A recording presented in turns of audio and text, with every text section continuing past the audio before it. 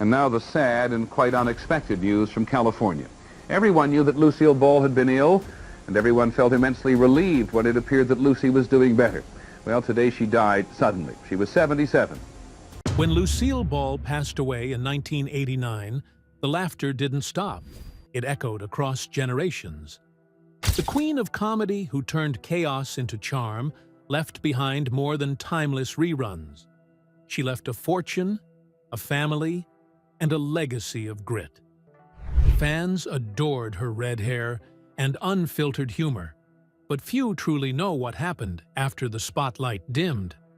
Who inherited the empire America's favorite funny woman built from scratch? The heirs of Lucille. When Lucille Ball passed away in April 1989, the world didn't just lose a comedian, it lost the heartbeat of American television. Her passing felt like a curtain closing on an era when laughter was simpler, louder, and just a little more genuine. Fans mourned her like a relative they'd never met. But behind the tributes and reruns of I Love Lucy, there was one big question quietly floating around Hollywood. What happened to all that Lucy money? Turns out, Lucille had done what Lucy Ricardo never could. She had everything perfectly planned. No chaos, no mix-ups, no last-minute surprises. Her fortune, estimated around $40 million back then, worth well over $80 million today, didn't vanish into some Hollywood black hole. It went exactly where she wanted it to go, straight to the people she loved most. Her children, Lucy Arnaz and Desi Arnaz Jr., inherited the bulk of her estate. And that wasn't just about money, it was about legacy. These two weren't random heirs cashing in on Mom's fame.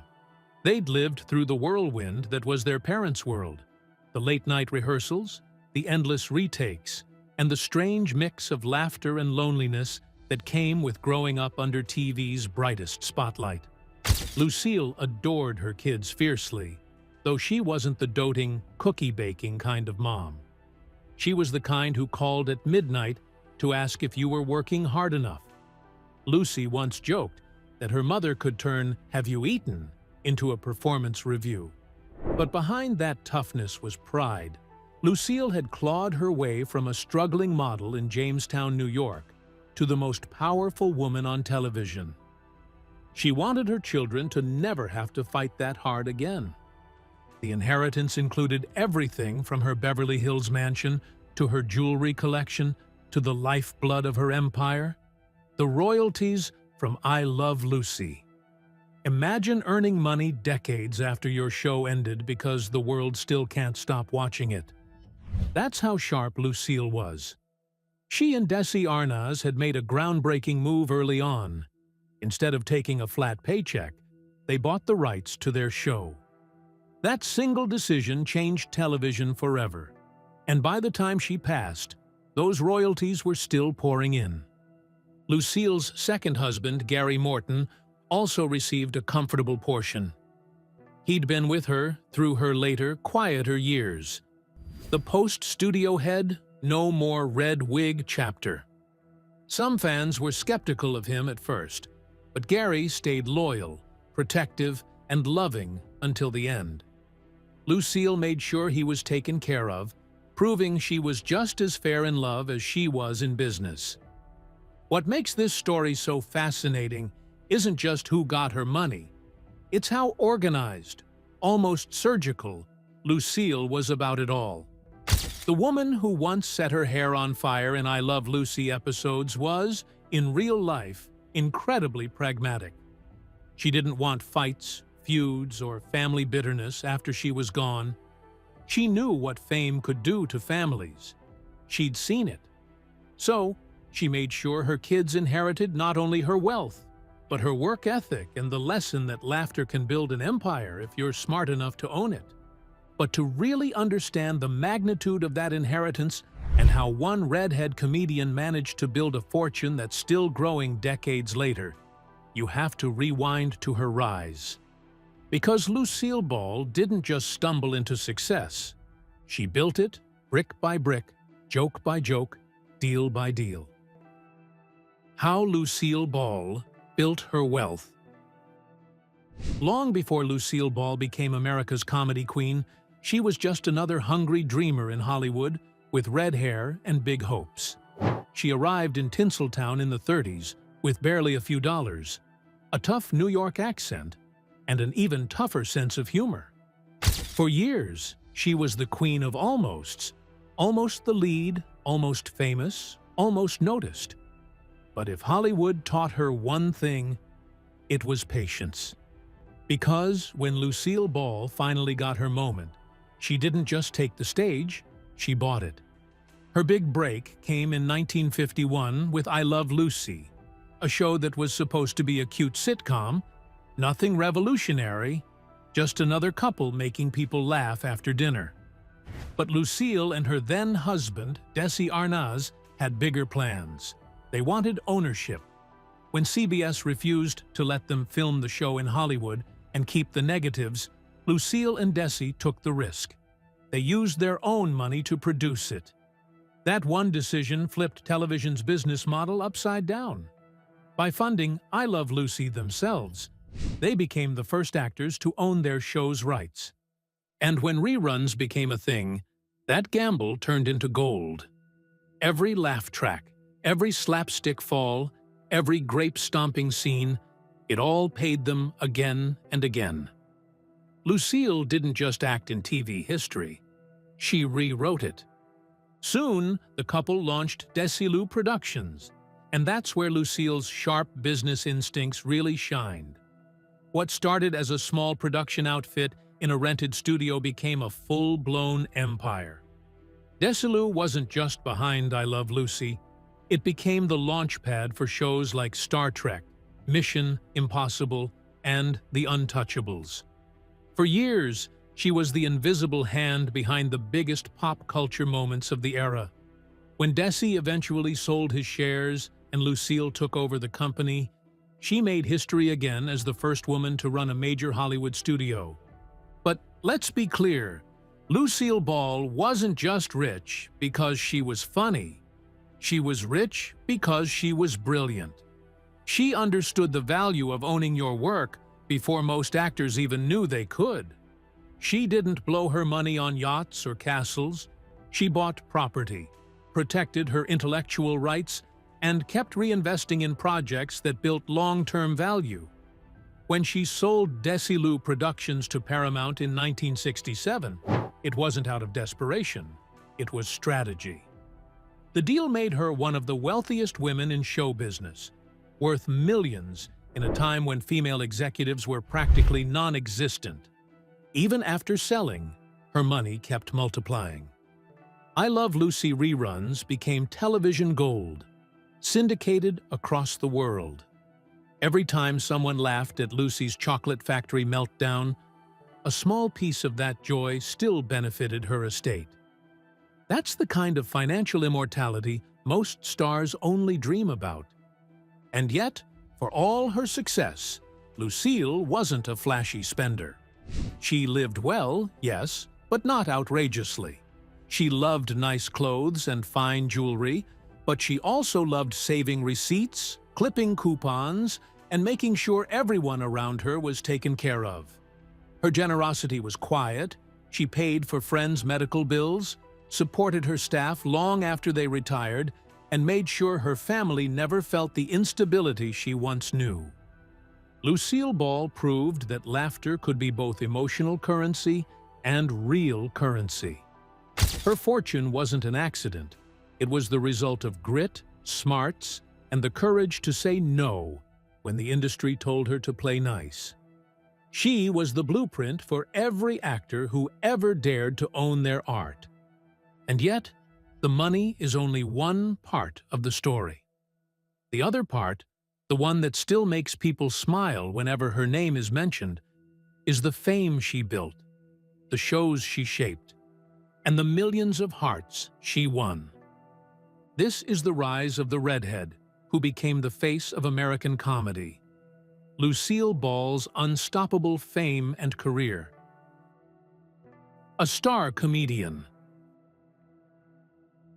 Lucille Ball didn't just make people laugh, she made laughter the language of a nation.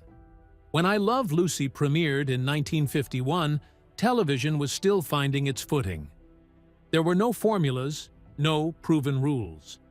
But then came Lucy Ricardo, the nosy, wide-eyed, impulsive housewife who broke every convention of what a woman on TV was supposed to be. In a time when women were expected to stay quiet and composed, Lucy screamed, schemed, and turned chaos into charm. America couldn't get enough. The show wasn't just funny, it was revolutionary. Ball and Arnaz introduced ideas that forever changed television. Filming in front of a live studio audience, using multiple cameras, and demanding film-quality production. These weren't random choices.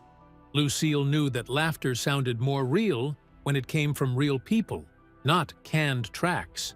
And those innovations still define the sitcom format today. Behind the scenes, Lucille was all business. She wasn't the scatterbrained Lucy Ricardo who burned dinners or chased fame. She was sharp, detail-obsessed, and relentless about perfection. If a scene didn't work, she'd do it again, 10, 15 times, until every beat landed just right. Crew members said she could sense a bad joke before anyone even heard it. She'd pull writers aside and say, "That's not Lucy funny, that's sitcom funny." She understood the difference. Her co-stars adored her professionalism, but knew not to test her patience. Lucille demanded the best because she gave her best, and that attitude paid off. I Love Lucy wasn't just the top-rated show for its entire 6-season run, it became part of American identity. Monday nights were Lucy nights, and streets emptied as families gathered around their TVs. At its peak, the show drew over 40 million viewers, in an era when the U.S. population was barely double that. After I Love Lucy ended, many thought her reign was over. But Lucille wasn't done. She returned with The Lucy Show in 1962 and Here's Lucy in 1968, both successful in their own right. She proved that her charm wasn't tied to one role. It was pure, universal appeal. Even in her 50s, she could still pull off slapstick with fearless energy, and audiences loved her for it. Off-screen, she became a mentor. Younger comedians, Carol Burnett, Mary Tyler Moore, and later even performers like Deborah Messing would call her for advice. Carol Burnett famously received flowers from Lucille every year on her birthday until the day Ball died. That's the kind of quiet loyalty she carried with her, fierce, enduring, and genuine. Lucille Ball wasn't just a TV star, she was the backbone of an entire generation's idea of comedy. Her timing, her fearlessness, and her refusal to play the pretty woman role gave future actresses permission to be funny, loud, imperfect, and powerful. But behind the perfectly timed laughs and the record-breaking success was a woman who carried her own share of heartbreaks, pressures, and private battles, the kind no camera ever captured. The ugly side of success. For all the laughter she gave the world, Lucille Ball's real life wasn't always a comedy. Behind the lipstick and laughter lived a woman who carried pressure like armor and heartbreak like a private burden. Fame had made her unstoppable, but it also made her lonely. Her marriage to Desi Arnaz was the stuff of Hollywood legend. Electric chemistry on screen, stormy tension off it. They adored each other, no question. Together they built I Love Lucy, raised children, and became America's dream couple. But off-camera, their love story cracked under the weight of success. Desi's heavy drinking, womanizing, and the exhaustion of running a studio took its toll. Lucille, always the perfectionist, tried to hold it all together until she couldn't. Their divorce in 1960 shattered fans who believed Lucy and Ricky were forever. For Lucille, It was the end of a partnership that had built her career and broken her heart. After the split, she did what she always did. She got back to work. But it was never easy. The press, once eager to celebrate her every move, began picking apart her choices. Some critics said her later shows lacked the spark of I Love Lucy. Others called her humor dated or too broad. That criticism cut deep, not because Lucille was thin-skinned, but because she had built her career on timing, precision, and connection. She wasn't just trying to make people laugh, she wanted to make them feel something. When The Lucy Show premiered in 1962, many doubted she could do it without Desi. But she proved them wrong. The show was a hit, and once again, she reigned as television's queen of comedy. Still, the reviews weren't always kind. Some writers said she played it safe, that she relied on slapstick and nostalgia instead of risk. Lucille heard it all, but she never responded. "They don't know what it takes to be funny every week," she told a friend once. "It's not magic. It's math, sweat, and nerves." In fact, Lucille faced plenty of rejection, criticism, and even a few tough moments where it seemed like her career might completely stall. Behind the big laughs and red hair was a woman constantly battling for recognition in a male-dominated industry. Lucille's early years in Hollywood weren't exactly glamorous. In the 30s and early 40s, she mostly got B-movie roles, often labeled a Queen of the B's because she never seemed to land that one big breakout part. Producers liked her, but didn't quite know what to do with her. She was pretty, but not in that classic leading lady way that studios wanted. Her comedic talent, which would later become her trademark, was initially seen as a liability. Back then, many thought women weren't supposed to be loud, clumsy, or funny in a big way, especially not in front of an audience. Lucille defied all of that, but it took a long time for Hollywood to catch up. By the time Here's Lucy rolled around in the late 60s, she was juggling her kids on screen and the expectations of a new TV generation off-screen. Comedy was changing, edgier, faster, less sentimental, and Lucille was caught between eras. She wanted to evolve, but audiences wanted the old Lucy back. And when you've been everyone's favorite for so long, even love can start to feel like a cage. She also faced the quieter, crueler battle of ageism. The same studios that once begged for her time now gently pushed her aside. She noticed younger actresses being marketed as the next Lucy, while she struggled to find roles that didn't feel like parodies of herself. "They think funny has an expiration date," she once said. "Maybe mine just came with wrinkles." Still, she never stopped showing up. Whether it was guest appearances or talk shows, Lucille was determined to stay in the conversation. Her work ethic, however, came at a price. Lucille was known for being tough, sometimes too tough. Crew members and co-stars often said she was demanding, impatient, and exacting to the point of intimidation. Some interpreted it as ego, but those who knew her best understood it was fear. Fear of letting people down, fear of being forgotten, fear of losing control. She had fought too hard for her place to risk losing it to time or sentimentality. In her later years, the criticism softened. When she appeared at the 1989 Academy Awards, her final public appearance, the room stood as one. The applause lasted long enough for tears to well up in her eyes. After decades of fighting to prove herself, it was as if Hollywood was finally saying, "We see you. We remember." Her final years brought health scares, especially heart problems, but she kept working anyway, showing up, rehearsing, pushing. She couldn't stop. She didn't know how to. To Lucille, work was love, and laughter was medicine. The spotlight that once blinded her had also been her refuge. the one place where she always felt alive. Lucille Ball's struggles didn't make her bitter. If anything, they made her more human. She learned to accept that joy and pain could coexist, and that comedy, at its heart, was about turning chaos into survival. Her laughter wasn't denial. It was resilience disguised as a punchline. Beyond the fame and the heartbreak, there was another side to her that fans rarely saw. The mother, the wife, the friend, the woman who just wanted a little normalcy in a world that never stopped watching. Real life of a comedian. Away from the cameras and flashing lights, Lucille Ball was simply Mom, Lucy, or Lou, depending on who you asked.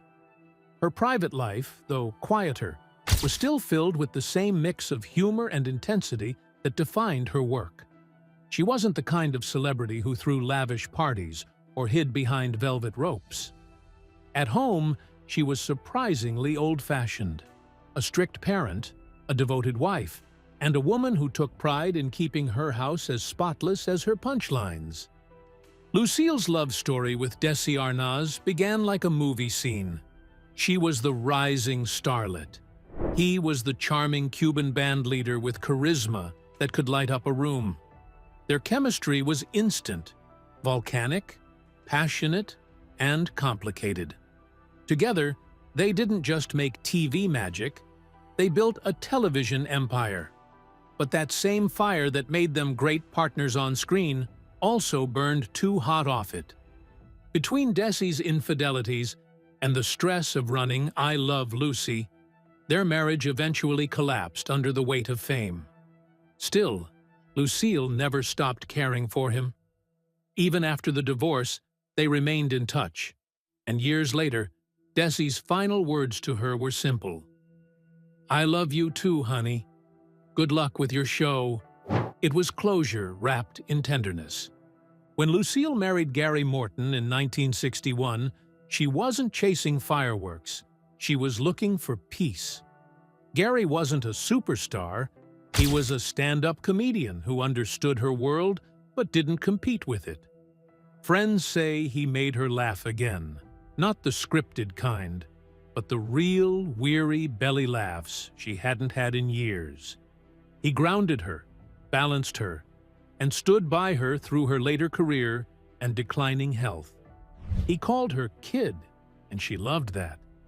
With Gary, she could finally be Lucille, not Lucy. As a mother, Lucille was protective and demanding in equal measure. She adored Lucy Arnaz and Desi Arnaz Jr., but she wasn't easy on them. She wanted them to succeed on their own terms, not by living off her fame.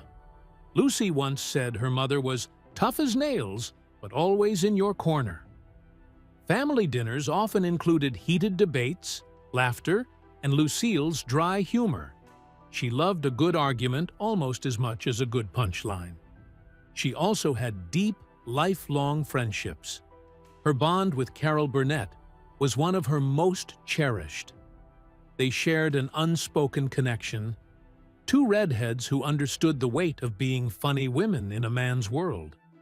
Every year, without fail, Lucille sent Carol flowers on her birthday, right up until her own passing.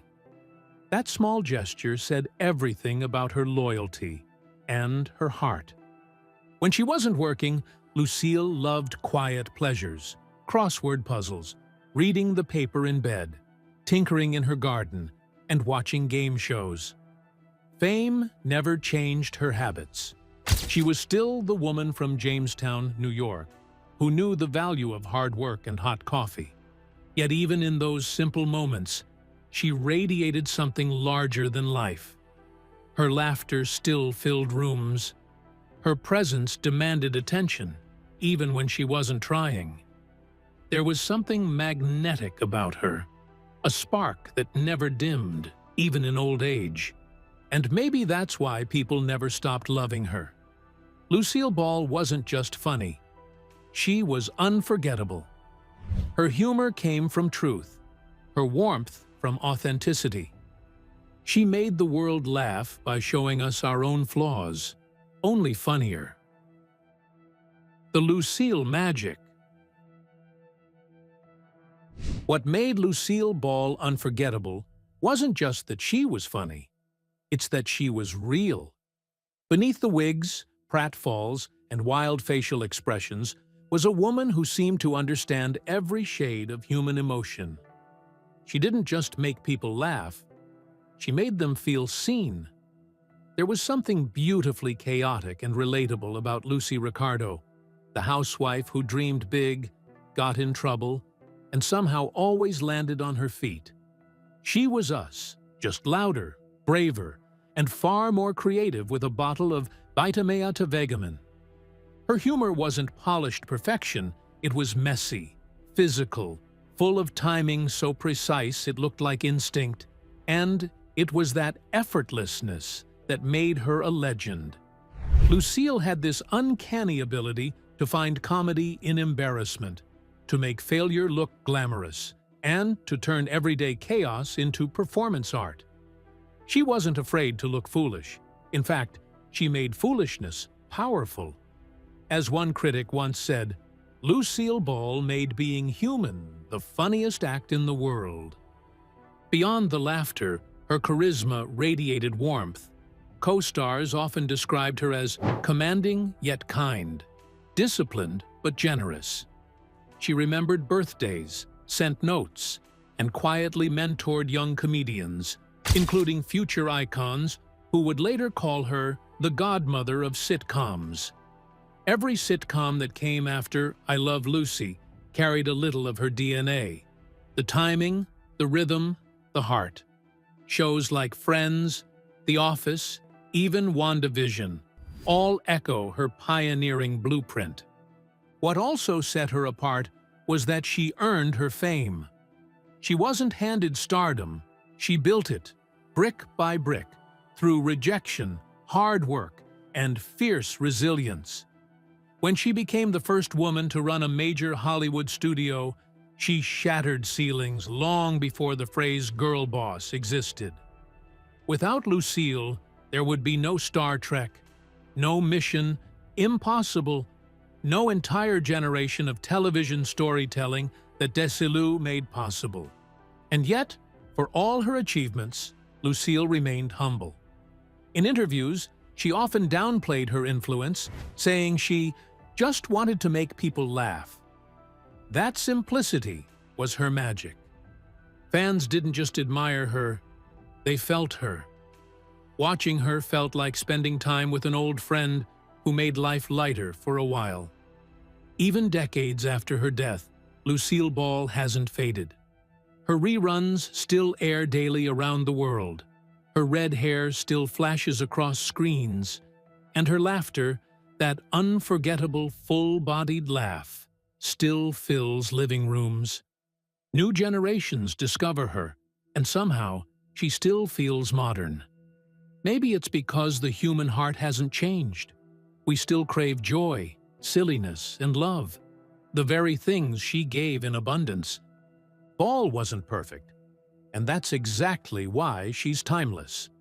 She stumbled, failed, and laughed through it, and in doing so, taught the world that laughter isn't the opposite of pain. It's proof we can survive it. Life and death of Lucille. Lucille was born in Jamestown, New York. She was the firstborn and only daughter of Henry Durrell Had Ball, who worked as a lineman for Bell Telephone, and Desiree Evelyn Dede Ball. The family were members of the Baptist Church. Lucille's ancestry was primarily English, with some Scottish, French, and Irish roots. A few of her ancestors were among the earliest settlers in colonial America, including Elder John Crandall of Rhode Island and Edmund Rice, who emigrated to the Massachusetts Bay Colony from England. Because of her father's job with Bell Telephone, the family moved frequently during Lucy's early years, first to Anaconda, Montana, then to Trenton, New Jersey.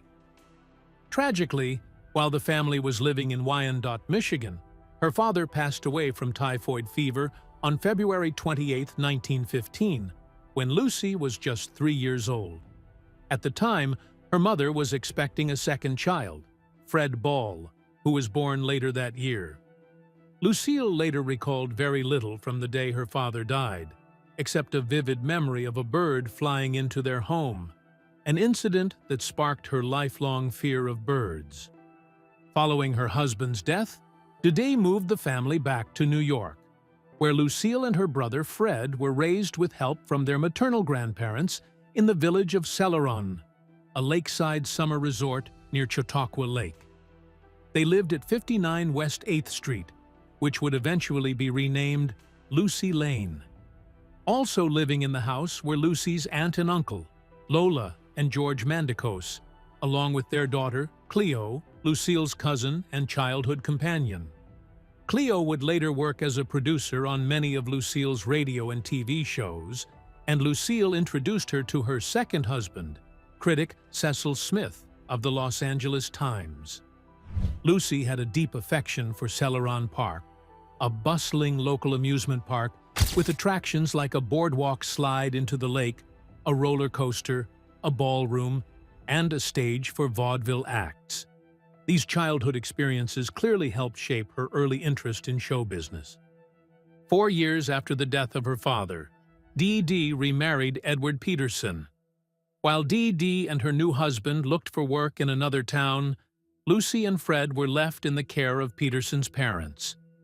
These step-grandparents were strict Swedish Puritans who removed all mirrors from the house except for one in the bathroom. Lucy was once scolded harshly for admiring her reflection, an event she later said had a lasting impact on her, especially during the 7 or 8 years she lived with them. At the age of 12, Lucy's stepfather encouraged her to audition for a Shriners show that needed performers. The experience of being on stage made a strong impression. She discovered that performing earned her the praise and attention she longed for. In 1927, hardship struck again when her family had to move into a modest apartment in Jamestown after their home and belongings were sold to cover a legal settlement. Despite these early struggles, Lucille's love for the stage had already taken root, setting the foundation for a legendary career.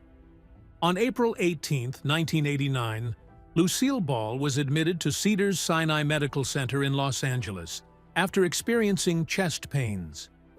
Doctors diagnosed her with a dissecting aortic aneurysm near her heart.